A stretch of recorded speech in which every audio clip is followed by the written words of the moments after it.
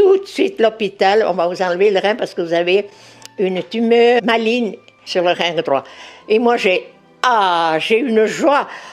J'ai dit, quelle chance, je vais pouvoir essayer ma cure. Et comme je travaille beaucoup avec mes guides spirituels, je leur ai demandé de l'aide.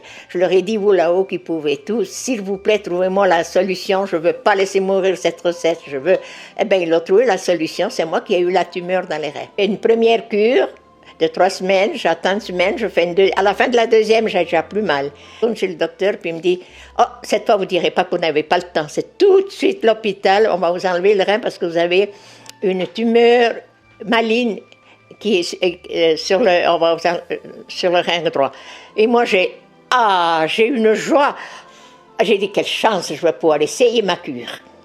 Et il me dit, alors le docteur me dit, mais écoutez-moi, Madame Cousin, je vous dis que vous avez une tumeur maligne. Je dis, j'ai compris, mais vous rigolez. J'ai dit, ben, je ne veux pas pleurer parce que je vais me la soigner, la cure. Je vous interdis. J'ai dit, vous n'avez pas le droit, docteur. J'ai encore le droit de mourir, si je veux.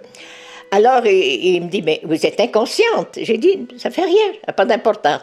Et puis, je me lève pour partir. J'ai dit, écoutez, je reviens dans 5 ou 6 mois. Il m'a dit, asseyez-vous. Puis il a tapé le poing sur le bureau. Il a dit, maintenant, si vous quittez mon bureau aujourd'hui sans avoir rendez-vous à l'hôpital pour vous enlever le rein, vous ne viendrez pas dans 5 ou 6 mois parce qu'on s'occupera de vous avant. J'ai dit, ah, merci, docteur, je sais qu'on peut compter sur vous. Il m'a dit, mais est-ce que vous avez quelque chose là-dedans, Madame Cousin?